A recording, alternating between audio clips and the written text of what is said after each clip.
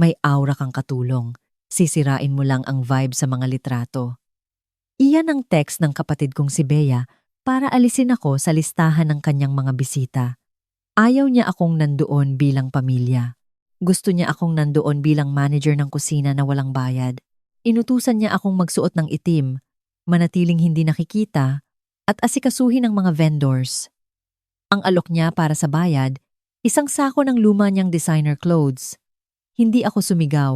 Tinignan ko lang ang GPS tracker para sa mga catering truck at sinuri ang forecast para sa Tagaytay Highlands. Bago ko sabihin sa iyo kung paano ko ginawa ang kanyang dream aesthetic na bangungot, mag-iwan ka ng komento at ipaalam sa akin kung saan ka nakikinig at anong oras na sa iyo ngayon. Gusto kong malaman kung sino ang bahagi ng ating komunidad. Umupo ako sa aking sasakyan. Ang makina ay umuungol ng mababa, matatag na ritmo na umuugong sa aking dibdib. Hindi ako umalis. Hindi ako bumalik sa loob. Umupo lang ako doon nakatitig sa aking banking app. Maliwanag ang screen sa madilim na ilaw ng parking garage na nagpapakita ng isang numero na dating ipinagmamalaki ko, ngunit ngayon ay nagpapahilo lang sa akin. 0. Partikular.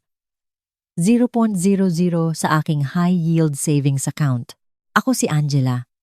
29 anyos ako at sinusolusyonan ko ang mga bangungot sa logistika para sa buhay. Pinamamahalaan ko ang supply chains para sa isang internasyonal na kumpanya ng kargamento.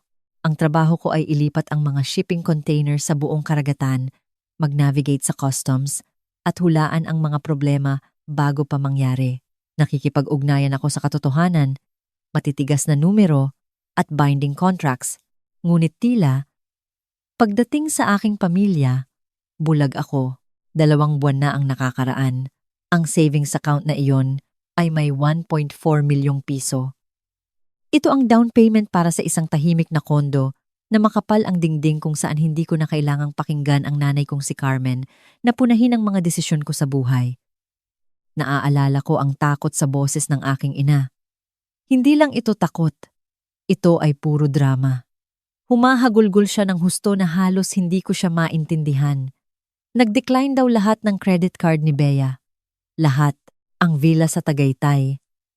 Ang dream venue na pinopost niya sa loob ng 6 na buwan ay nagbabanta na bawiin ang kanilang petsa kung hindi agad maiwi-wire ang deposit at ang down payment sa catering. Mawawalan tayo ng lahat. Hagulgol ni nanay. Isipin mo ang kahihiyan, Angela. Nag-hyperventilate na si Bea. Kailangan mo kaming tulungan. Ang pamilya ay tumutulong sa pamilya. Nag-alinlangan ako. 5 taon kong inipon ang perang iyon. Ngunit pagkatapos ay si Bea ang kumausap sa telepono. Hindi siya ang malupit, aesthetic-obsessed na influencer. Maliit siya noon, lumuluha at desperado. Ipinangako niya sa akin, sumumpa sa kanyang buhay. Nasa oras na dumating ang brand deals para sa wedding coverage mga kontrata, na sinabi niyang napirmahan na ay babayaran niya ako ng buo. 45 araw. Sabi niya, tiningnan ko ang resibo ng wire transfer na nakasave sa aking digital archive. Sent, 1.4 milyong piso. Tatanggap, Tagaytay Highlands Estate Holdings. Memo, deposit sa venue. Niligtas ko sila. Literal kong binili ang bubong na pagpipiestahan nila. At ano ang aking return on investment? Tiningnan ko ang text message na maliwanag sa aking notifications. Aura ng katulong. Ang galit na bumalot sa akin ay hindi mainit o sumasabog. Malamig ito. Dumikit ito sa aking tiyan na parang bato. Napagtanto ko noon na hindi ako kapatid sa kanila. Hindi ako anak. Ako ay isang line of credit. Ako ay isang ATM na pwede nilang insultuhin dahil akala nila ay masyado akong desperado para sa koneksyon upang i-unplug ang sarili ko. Akala nila mahina ako. Akala nila magsusuot ako ng itim na turtleneck, tatayo sa kusina, at magseserbisyo ng kanapes sa mga taong minamaliit ako, umaasa lang sa isang ngiti o pasasalamat. Ngunit nakalimutan nila kung ano ang trabaho ko. Hindi ako umaasa sa pag-asa. Umaasa ako sa leverage. Tapikin ko ang screen, isinara ang aking banking app at binuksan ang isa pa Ang Smart Home Administration Panel. 2 buwan na ang nakaraan.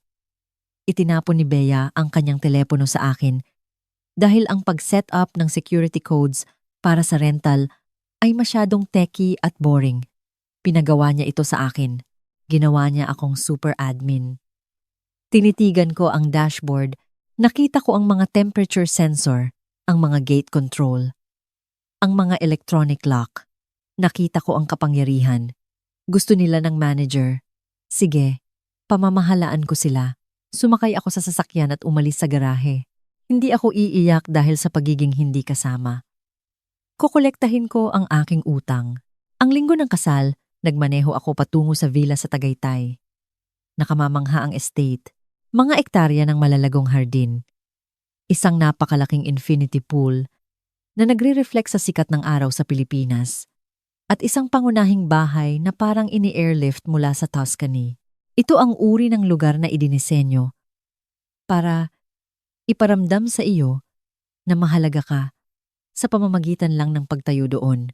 Ngunit sa sandaling bumaba ako ng aking sasakyan, ipinaalala sa akin ang aking lugar, ang nanay kong si Carmen. Hindi man lang ako sinalubong ng yakap. Hindi siya nagtanong kung kumusta ang biyahe. Naglakad siya sa gravel driveway, isang clipboard sa isang kamay at isang mabigat na headset na pang-industriya sa isa pa. Isinubo niya ang headset sa aking dibdib. "Late ka!" Bulyaw niya. Sinuri ang kanyang relo. Nagtatalo ang mga florists at mga light engineers. Kailangan kong asikasuhin mo iyan. At Angela, pakisabi naman, dala mo ba ang itim na turtleneck? Kinuha ko ang headset. Mabigat ito, mamantika mula sa huling gumamit nito. "Hello din sa'yo, nanay," sabi ko. Patag ang boses ko. Hindi niya ako narinig. Nakaturo na siya sa service entrance. Mag-load in sa likod. Huwag harangan ang pangunahing pinto. Kumukuha ng establishing shots ang photographer. Naglakad ako patungo sa bahay. Ang graba ay gumagaspang sa ilalim ng aking sensible black boots. Nakatayo si Bea sa terasa. Nagdidirekta ng grupo ng mga manggagawa na nagsasabit ng wisteria mula sa pergola. Mukha siyang nagniningning. Iyon, aaminin ko, nagniningning sa uri ng kumpiyansa na nagmumula lang kapag naniniwala kang umiikot ang mundo sa iyo. Nang makita niya ako, hindi siya kumaway. Tawag niya, umaalingaw-ngaw ang boses sa buong lawn. "Tingnan mo nga naman, parang galing ka sa isang meeting na na-reject ang merger ni Steve Jobs. Napaka-professional mo siguro. Basta, subukan mong manatili sa likod ng mga haligi sa seremonya, ha? Gusto namin ng ethereal vibe. Hindi corporate IT vibe." Tumigil ako. Tiningnan ko siya. Ang kapatid ko. Ang babaeng binayaran ko ang credit card debt. Ang binayaran ko ang venue deposit. Tinatrato niya ako na parang dumi sa lente. Isang mantsa na kailangan i-photoshop. Dahan-dahan akong tumango. Naiintindihan ko. Sa likod ng mga haligi, isinuot ko ang headset. Nilagpasan ko ang mga florists na nag-aayos ng libu-libong piso na halaga ng imported na bulaklak. Nilagpasan ko ang mga caterers na naghahanda ng caviar station. Dumiretso ako sa pangunahing pasilyo. Ngunit hindi ako naroroon para tingnan ang mga table settings. Natagpuan ko ang pangunahing smart home control panel na nakatago sa likod ng isang pandekorasyong tapiserya malapit sa kusina. Ito ang pagkakamaling palaging ginagawa ng mga taong tulad ni Bea. Obsessed sila sa interface, sa aesthetics, sa kulay, sa ilaw, sa mga bagay na magandang tingnan sa Instagram. Nakakalimutan nila ang tungkol sa infrastruktura. Hindi nila iniisip ang mga kable na tumatakbo sa dingding, ang mga server na umuungol sa basement, o ang mga digital lock na nagsesecure sa mga pinto. Akala nila, ang kapangyarihan ay atensyon. Alam kong ang kapangyarihan ay kontrol. Tinapik ko ang screen. Agad akong kinilala ng system. "Welcome, admin!" Sinuri ko ang status ng bawat konektadong device, ang malalaking gate na bakal sa perimeter, ang mga magnetic lock sa harap at likod na pinto, ang HVAC system na nagpapalamig sa bahay ng 20 graus Celsius habang tumataas ang temperatura sa labas. Lahat ay online. Lahat ay nasa ilalim ng aking utos. Boses ni Carmen ang nag-ingay sa aking earpiece. Angela, nasaan ka? Natutunaw na ang ice sculpture. Ayusin mo! On it, sabi ko. Wala akong aayusin. Naghihintay lang ako na tumaas ang temperatura. 11:00 ng umaga, umabot sa 38 Odras Celsius ang temperatura sa Tagaytay Highlands. Ito ay tuyo, agresibong init, ang uri na nagpapaluto sa alikabok sa kalsada at nagpapakinang sa hangin. Pinanood ko ang convoy sa aking GPS tracker. Ito ay isang parada ng labis. 3 stretch limousine na nagdadala ng bridal party na sinundan ng 2 malaking refrigerated truck na naglalaman ng 250,000 piso na halaga ng seafood at mga custom na ice sculpture. Umiikot sila sa pribadong access road, nagpapalabas ng ulap ng alikabok patungo sa pangunahing gate. Nasa schedule sila. Excited sila at malapit na silang bumangga sa pader. Wala ako sa kusina. Hindi ko suot ang itim na turtleneck o ang headset na isinubo ng nanay ko sa aking dibdib. Nakapark ako 1 milya ang layo, nakaupo sa aking simple kong sedan na umaandar ang makina at ang aircon ay nagpapalabas ng lamig na 20 degrees. Uminom ako ng aking iced coffee at binuksan ang aking telepono. Ito ang bahagi kung saan ang mga tao ay karaniwang umaasa ng ilang uri ng high-tech na wizardry. Akala nila kailangan kong magsulat ng code o i-bypass ang isang firewall. Ngunit iyon ang tungkol sa pagiging taong humahawak sa logistika. Hindi mo kailangang pasukin kung hawak mo ang mga susi. Pinilit ako ni Bea na i-set up ang account dahil ayaw niyang basahin ang user agreement. Inilagay niya ang lease sa pangalan ko dahil sira na ang kanyang credit. Ginawa niya akong may-ari. Binuksan ko ang Smart Home Administration app. Ang interface ay malinis, intuitive at makapangyarihan. Nakita ko ang mga birding icon na nagpapahiwatig na ang estate ay kasalukuyang nasa welcome mode. Bukas ang mga gate. Naka-unlock ang mga pinto sa harap. Umaandar ang aircon. Maligayang pagdating sa kanila. Nag-navigate ako sa settings tab. Pagkatapos ay sa security protocols. Nag-scroll ako sa ilalim lampas sa vacation mode at night mode hanggang natagpuan ko ang hinahanap ko. Ito ay label na simpleng Clause 4.2 sa rental contract na pinirmahan ko. Ang Clause 4.2 ay ang protocol para sa hindi pagbabayad o paglabag sa kontrata. Ito ay idinisenyo para sa mga may-ari ng ari-arian upang malayo ang isecure ang kanilang asset kung tumanggi ang nangungupahan na magbayad o lumalabag sa mga tuntunin. Gumagawa ito ng kompletong digital at physical lockout. Tiningnan ko ang oras. 1:10 p.m. Ang nangungunang limousine ay papaliko na sa huling kurbada patungo sa perimeter gate. Hindi ako nakaramdam ng pagkakasala. Hindi ako nakaramdam ng pagiging masamang kapatid. Nakaramdam ako ng pagiging collections agent. Gusto nilang maging staff ako. Sige. Ipinapatupad ko ang mga patakaran ng bahay. Tinapik ko ang button na may label na isagawa ang lockdown. Isang loading circle ang umikot ng 1 segundo. At pagkatapos ay nag-flash ng pula ang screen. Command sent. Sarado at deadlocked ang mga gate ng perimeter. Nakakabit ang maglocks sa pangunahing pasukan ng villa. Secured ang mga service entrance. Patay ang HVAC system. Pinanood ko ang data na pumasok sa mapa. Ang maliliit na tuldok na kumakatawan sa convoy ay biglang huminto sa gilid ng ari-arian. Inilarawan ko ang eksena ang mabibigat na gate na bakal na sumara nang may metalikong kalampag sa harap mismo ng bumper ng driver. Ang pagkalito. Ang mga catering truck na biglang preno sa likod nila, ang mga driver na bumubusina, iniisip na sensor glitch, at sa loob ng bahay, ang katahimikan, ang banayad na ugong ng industrial air conditioning units na tumigil, ang pagtigil ng airflow, ang katahimikan. Ang villa ay parang isang glass box sa gitna ng mga halamanan. Kung walang aircon, ito ay nagiging isang greenhouse sa loob ng ilang minuto. Ang init ay magsisimulang gumapang sa pamamagitan ng mga bintana kaagad. Magpapawis ang caviar, iinit ang mga vintage wine, at ang mga ice sculpture, ang mamahaling mga swan ni Bea, ay magsisimulang lumuha. Nag-vibrate ang telepono ko. Ito ay isang notification mula sa security system. Motion detected at main gate. Pagkatapos ay isa pang intercom request. Binaliwala ko sila. Sumandal ako sa aking upuan. Inayos ang aking mga vent. Opisyal nang nagsimula ang gulat. Ang screen ng telepono ko ay umilaw sa pangalan ni Bea. Hinayaan ko itong mag-ring ng 2 beses. Pinapanood ang catering manager sa GPS feed ko na palingalinga sa tabi ng nakasarang gate. Winawagayway niya ang kanyang mga braso. Malamang, kinakalkula niya ang halaga ng sirang lobster sa likod ng kanyang truck. Sinagot ko sa 3 ring.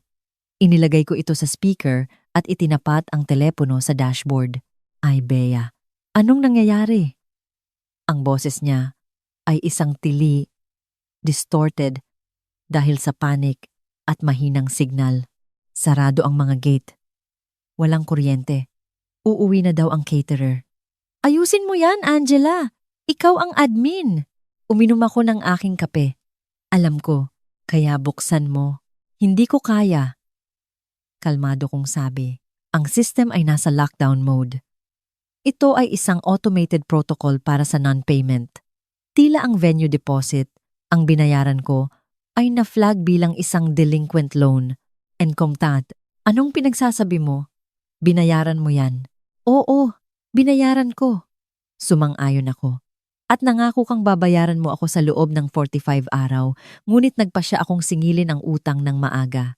Breach of contract, clause 4.2.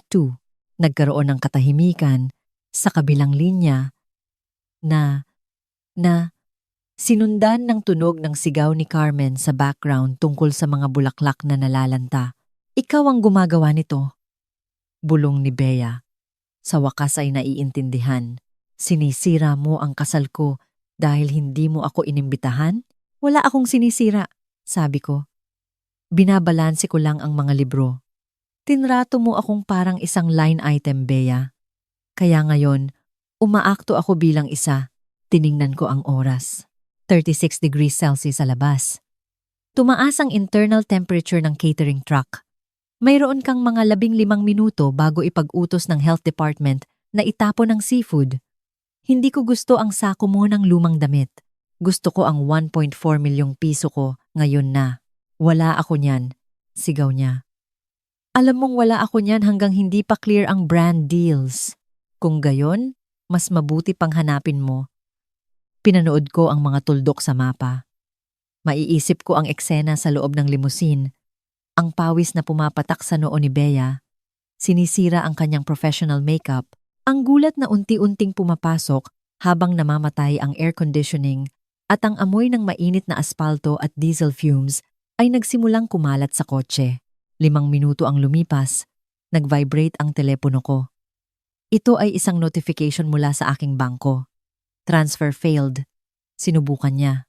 Malamang na maxed out niya ang bawat credit card na pag-aari niya. Inubos ang kanyang checking account. Marahil ay nagpadala pa ng pera sa sarili niya mula sa account ni Marco. Ngunit 1.4 milyong piso ay malaking pera kapag nabubuhay ka sa credit at impluwensiya. Nagring muli ang telepono. Umiiyak na siya ngayon, nagpapanik. Angela, please! Natutunaw ang mga ice sculpture. Nag-hyperventilate na si nanay. Hindi ko makuha ang pera. Kung gayon, tanungin mo ang taong mayroon nito. Hindi ko pwedeng tanungin si Marco. Bulong niya. Akala niya, ako ang nagbayad ng lahat ng ito. Akala niya, matagumpay ako. Mukhang issue iyan sa branding. 10 minuto. Sa pamamagitan ng bukas na linya, narinig ko ang paggaspang ng graba at ang pagbukas ng pinto ng limusin. Nagbulong si Bea sa isang tao. Error sa bangko.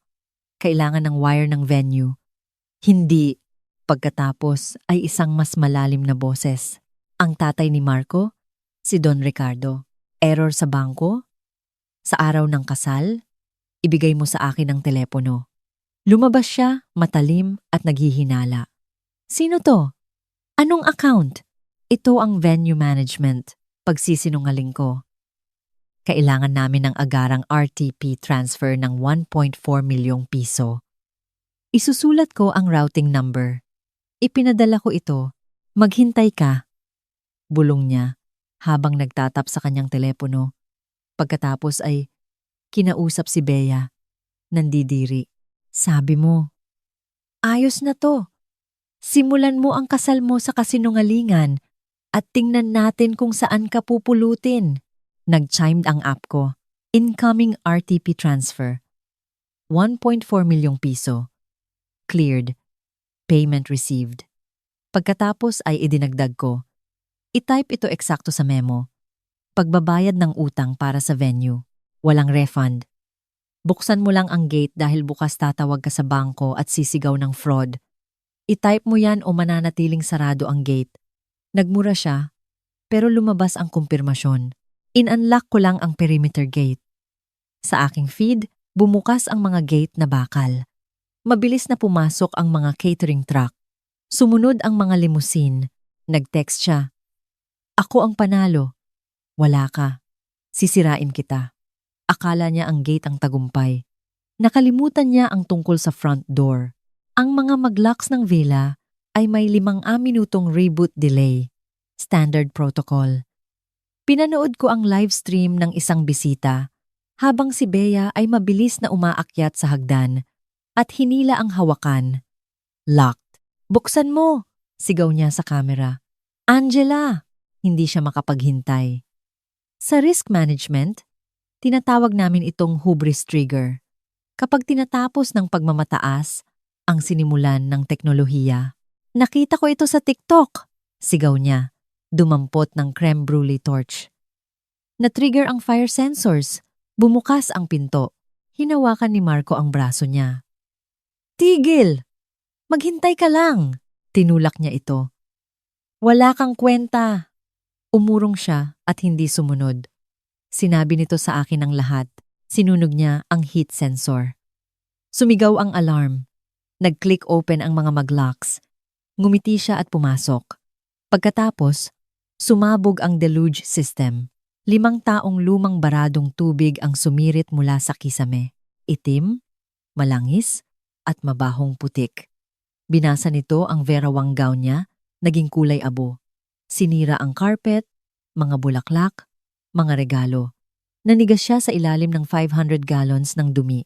Si Marco ay nakatayo. Tuyo! 10 talampakan ang layo nanonood. Isinara ko ang app. Ang live stream ay nag-freeze sa kapatid kong tumutulo ang itim na tubig. Nagtakbuhan ang mga bisita. Umalis si Marco nang hindi lumilingon. Tumawag si nanay. Halimaw ka! Ididemanda ka namin. Tingnan mo ang logs. Kalmado kong sabi. In-unlock ko ang gate.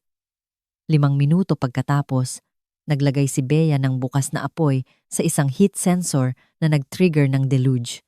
Sinusubukan niyang makapasok, nagsagawa siya ng panununog sa isang ari-arian na may mataas na halaga. Gusto ng insurance ang live stream na yan. Kapatid mo siya. Hindi, ako lang ang katulong at tapos na ang shift ko.